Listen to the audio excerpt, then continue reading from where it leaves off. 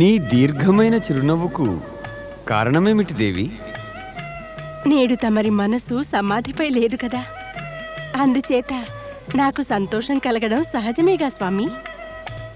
మా యొక్క సమాధికి నీ సంతోషానికి సంబంధమేమిటి దేవి?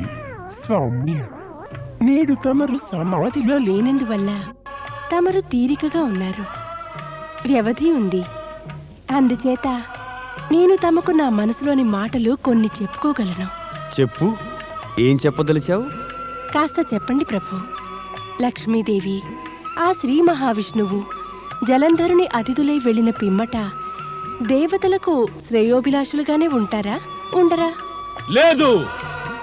ఓ శివా, జలంధరుని గురించి మాట్లాడుతున్నారు కనుక ఇది కూడా వినండి.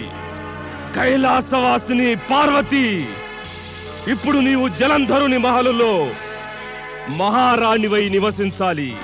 నేనిప్పుడు ఇదే ప్రస్తావనను తీసుకొచ్చాను. ఓరి దుష్టుడా రాహు!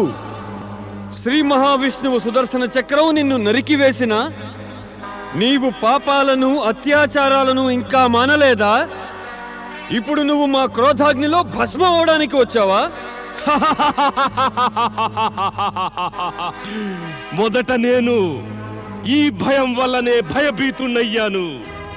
తరువాత గుర్తుకొచ్చింది నేను అమృతం తాగిన అమరుణ్ణి కదా అని. ఎంత కావాలనుకున్నా తమరు నాకేమీ హాని కలిగించలేరు. నాపై కోపం చూపడం వ్యర్థమే మహాదేవా. నేను మహాబలి జలంధరుని పక్షాన సందేశ ప్రస్తావన తెచ్చిన వాణ్ణి. ఓ సుందరి పార్వతి, నీవు కూడా విను. ఈ హిమశీతల కైలాసం కన్నా దైత్యరాజు జలంధరుని రాజభవనం ఎంతో సుఖంగా ఉంటుంది. తమరిక దైత్యులకు సామ్రాజ్ఞిగా ఉండవచ్చు.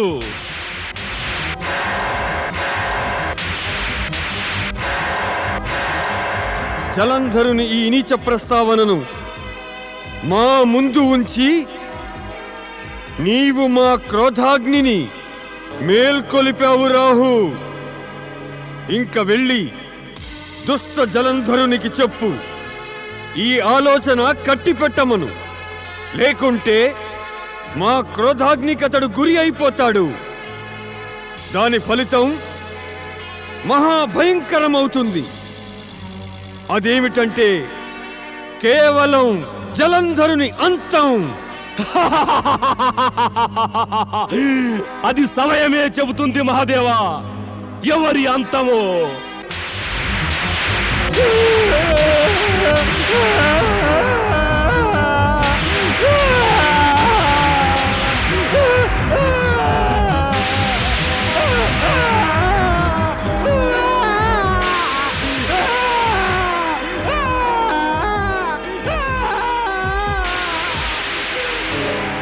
నారాయణ నారాయణ. దైత్యరాజు మహాబలి జలంధరునికి జై!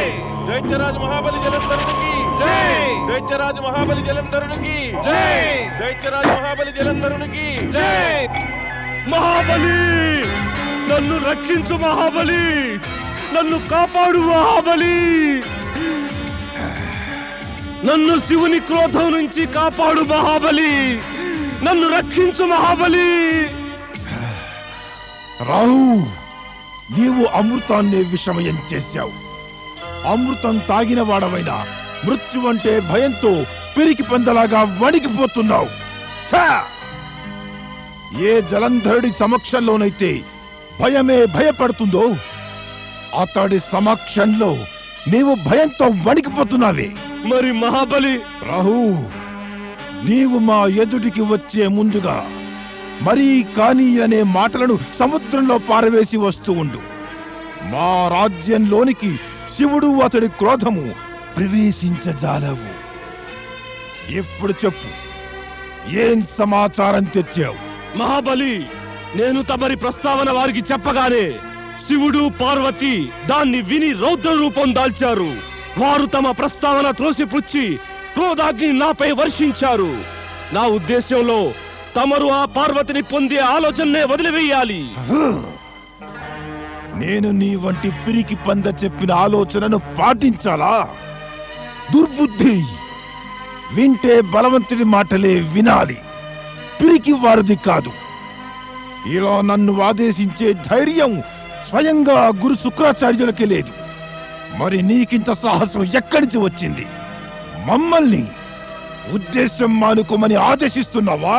మహాబలి, ఆలోచించలేని వారు అనాచారాల్ని, పాపాలను, అత్యాచారాలను చేస్తుంటారు. రాహు, నీ ప్రేలాపన కట్టుపెట్టు, లేకుంటే అంటాను, తప్పక అంటాను. ఆలోచన నశించిపోతే బుద్ధి భ్రష్టులవుతారు. బుద్ధి భ్రష్టుల యొక్క జీవితం నాశనం అవుతుంది. నాకు అలాగే జరిగింది. ఇక తమకు అదే గతి పడుతుంది. ఇక ఎక్కువ కాలం తమతో ఉండి నన్ను నేను ఇబ్బందిలో పెట్టుకోను.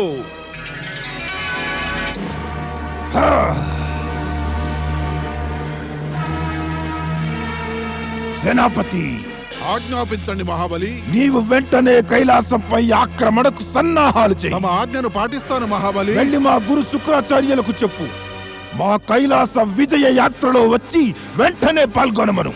తమ ఆజ్ఞను వెంటనే పాటిస్తాము.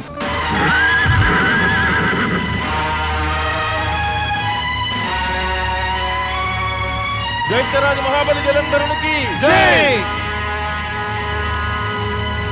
దైత్యరాజు మహాబలి జలంధరునికి జై!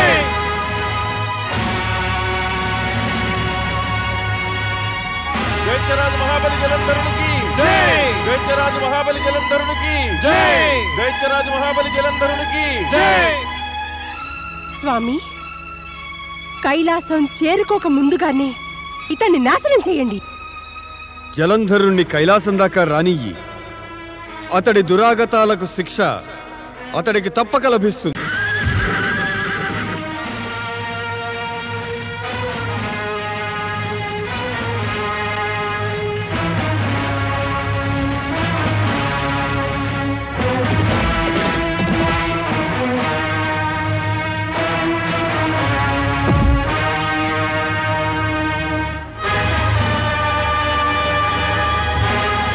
దైత్యరాజు మహాబలి జలంధరునికి జై!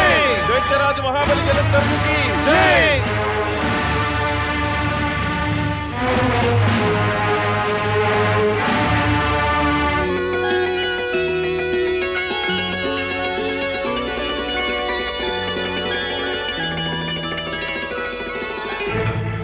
ఒరే శివుడా, నీవు యుద్ధం నుంచి తప్పించుకోవాలంటే పార్వతిని నాకు అప్పగించు. అప్పగించు నాకు పార్వతిని.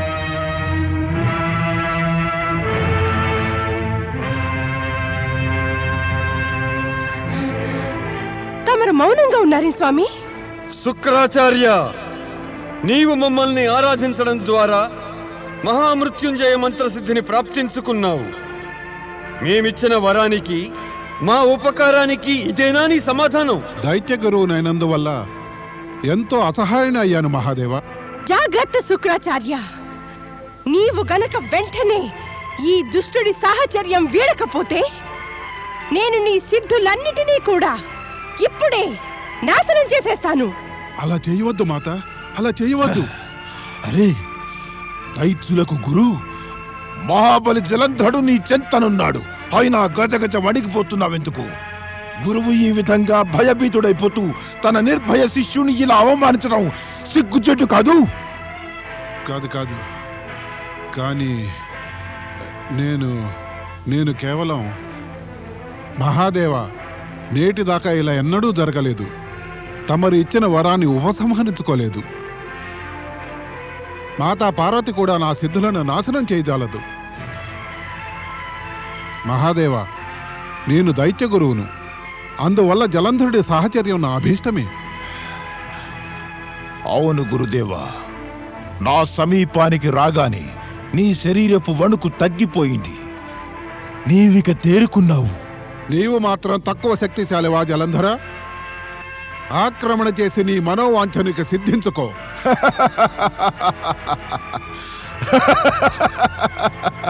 పార్వతి నా మనసును దోచుకుంది. ఇక ఏమని పొందితేనే నా మనసుకు శాంతి కలిగేది.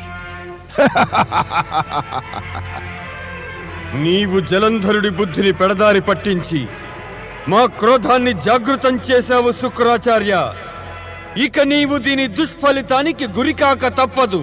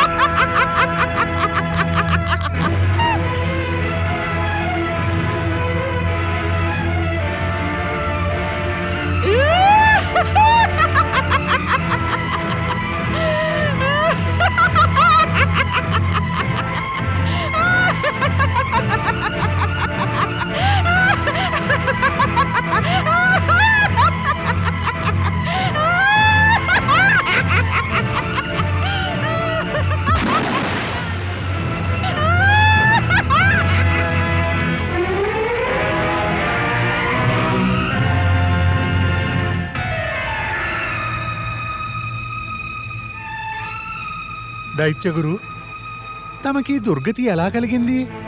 దుష్టుల సాహచర్యం వల్ల కలిగే ఫలితాలు కష్టాలే అవుతాయి సముద్రదేవ. నేను ఆ దుష్ట జలంధరుని వెంట ఉన్నాను గనక ఫలితం కూడా నేనే అనుభవించాలి, మరెవరూ అనుభవించరు. మంచిదయింది పరమేశ్వరుడి దయ వల్ల నేను జలంధరుడి నుంచి వేరుపడ్డాను. లేకుంటే శివుని క్రోధం వల్ల నాశనమయ్యేవాణ్ణి. ఓ శివశంకర, తమరి ఈ ఉపకారం నేను ఎప్పటికీ మరవలేను. శుక్రాచార్య, ఇప్పుడు తమరు కుశలమే కదా, ఇక తమ ఆశ్రమానికి తిరిగి వెళ్ళండి. రా సుందరి, నా వద్దకురా. నా రాణివై స్వర్గాన్ని మించిన సుఖాలు అనుభవించు. ఈ బూడిదవాడు నాలాగా నిన్నేం సుఖపెట్టగలడు? నేను నిన్ను సుఖపెడతాను. రా, నా వద్దకురా. జాగ్రత్త జలంధర. వీరభద్ర, వీరభద్ర.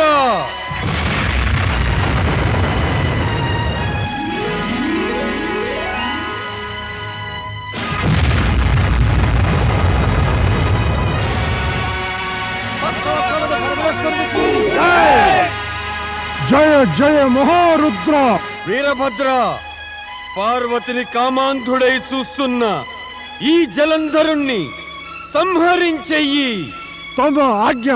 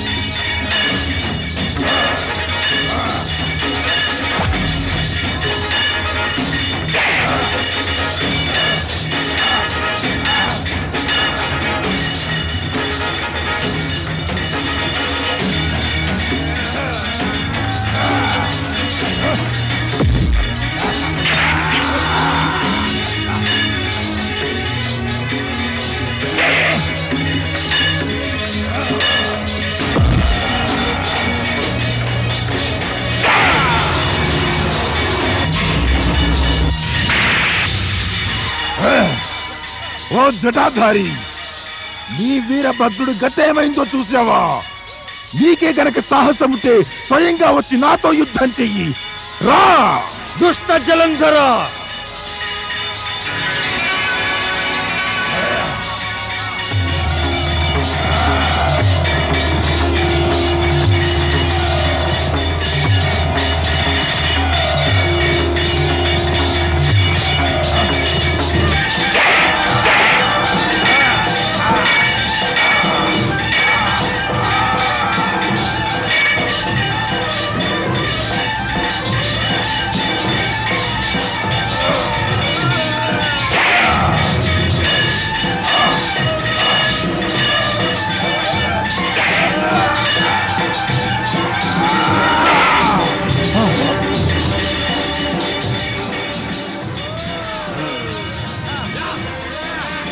తీసుకోని ఖడ్గాన్ని.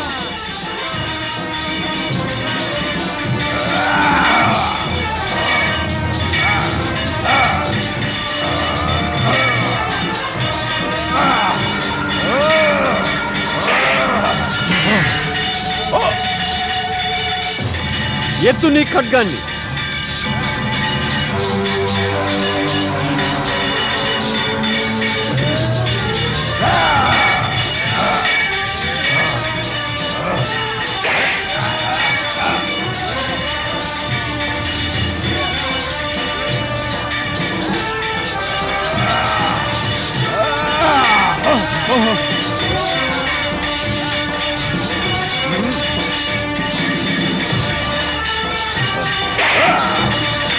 మాత, భక్తవత్సలుడు శివుడు జలంధర్ల యుద్ధం మరింత భయంకరమైపోయింది. ఇక దాని ఫలితం ఏం కానుందో. ఫలితం మన పక్షానే ఉంటుంది నంది. నా స్వామి ఆ దుష్టుణ్ణి శీఘ్రమే సమాప్తం చేసేస్తారు.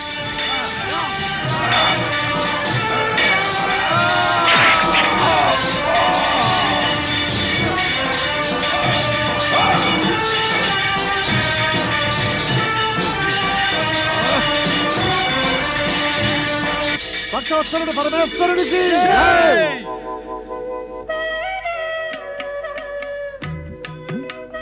యుద్ధం ఇక సమాప్తమైపోయింది. జలంధరుడు కూడా పారిపోయాడు. ఇక మీరు వెళ్ళండి. మాకు ఏకాంతం కావాలి. తమరి ఆజ్ఞను పాటిస్తాం పరమేశ.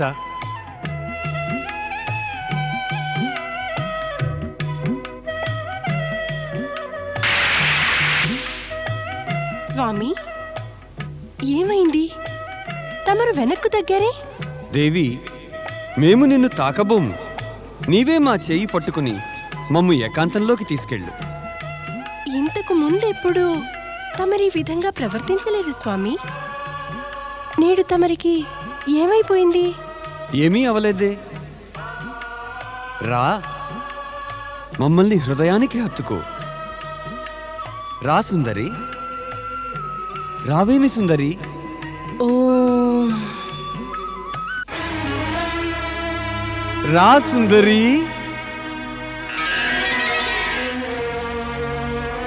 సుందరి,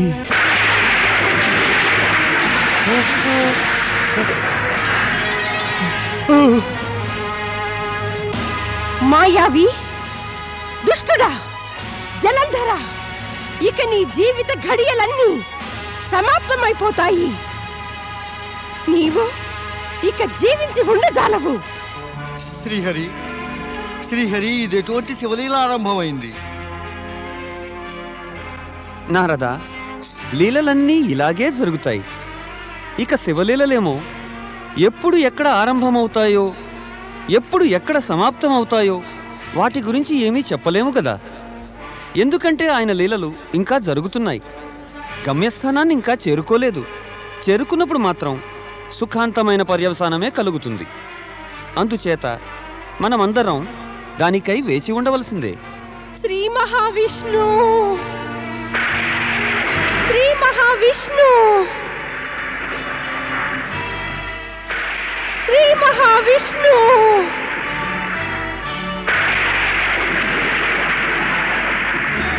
తమరు శీఘ్రమే కైలాస పర్వతానికి విచ్చేయండి.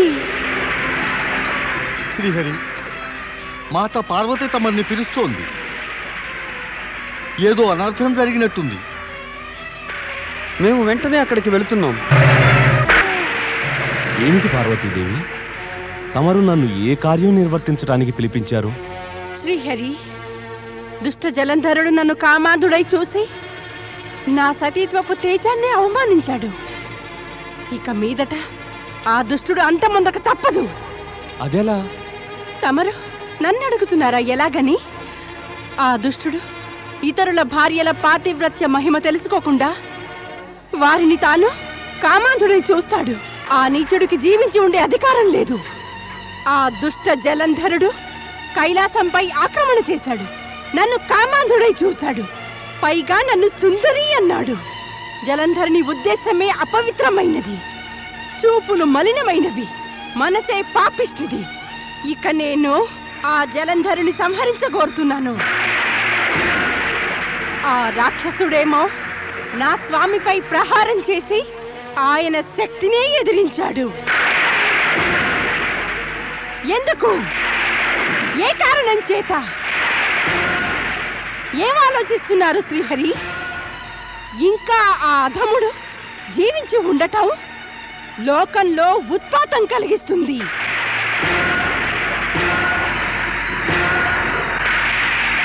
ఓరి శివుడా! ఓరి మాయావి, మమ్మల్నే మోసగించావా? నిన్ను ఇంకా దండించవలసిందే. నేను దైత్యరాజు మహాబలి జలంధరుణ్ణి. నా పుట్టుక యుద్ధం చేయడానికి, ఆ దేవతలను ఓడించడానికి జరిగింది. నా దెబ్బలు కాచుకో!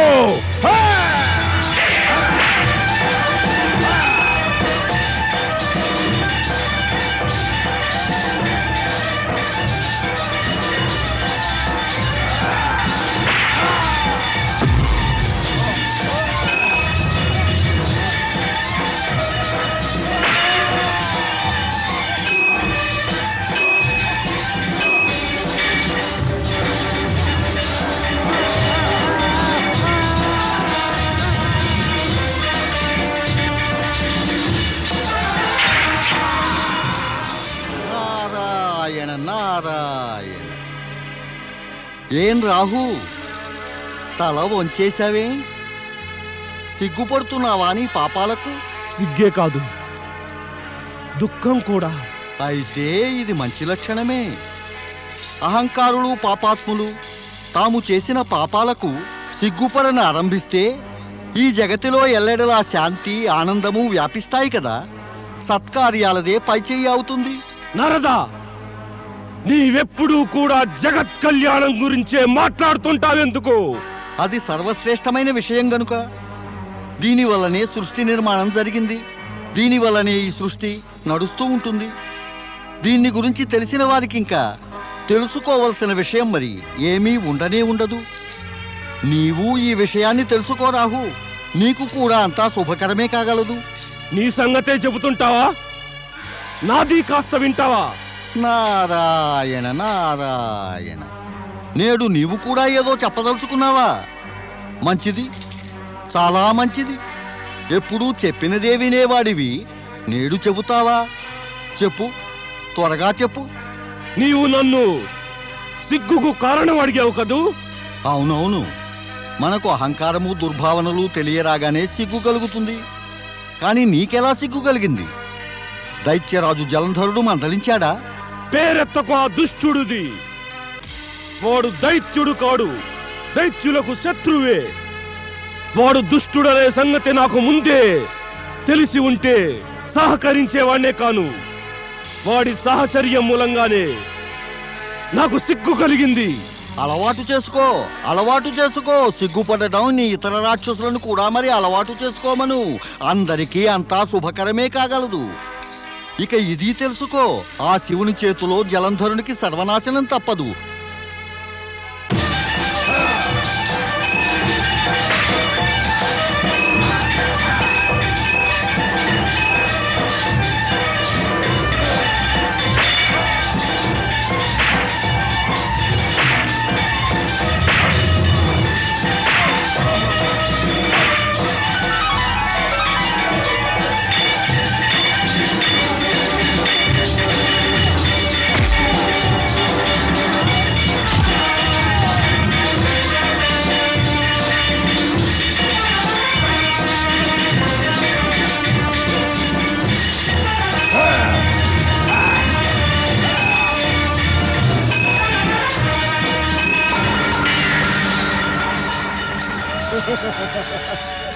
తీసుకో నీ గద, తీసుకో.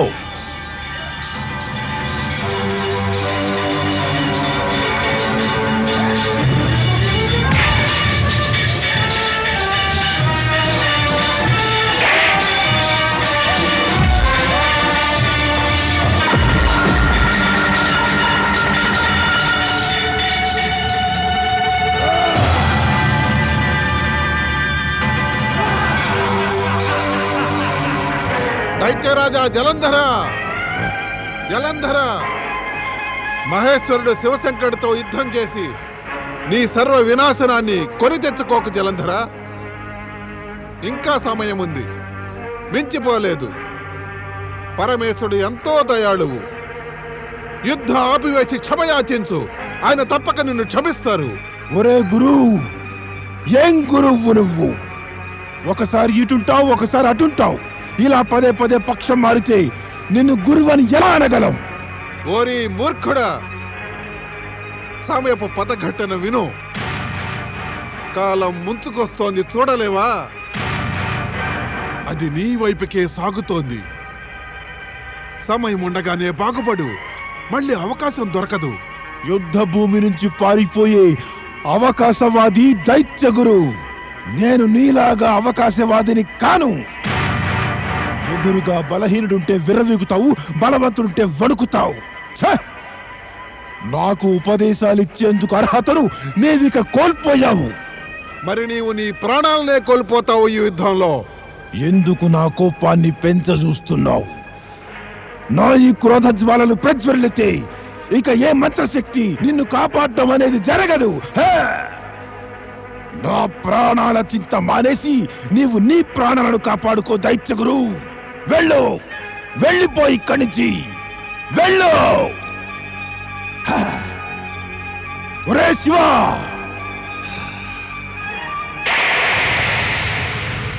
ఓం నమః శివాయ.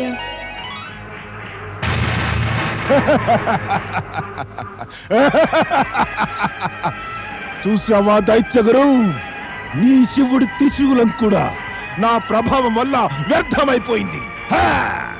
నీ బుద్ధి నశించిపోయింది జలంధర. అందుకే నీకు అర్థం కావటం లేదు. ఈ త్రిశూలం నిష్ఫలం కావటం కూడా శివుని లీలయేనని. పరమ జ్ఞానులకే అర్థం కాలేదు శివలీలలేమిటో. నీ వంటి పాపలకేం అర్థమవుతుంది? నిజానికి మృత్యువు నీ నెత్తిన తాండవిస్తోంది. ఇప్పుడిక నీపై విరుచుకుపడుతుంది.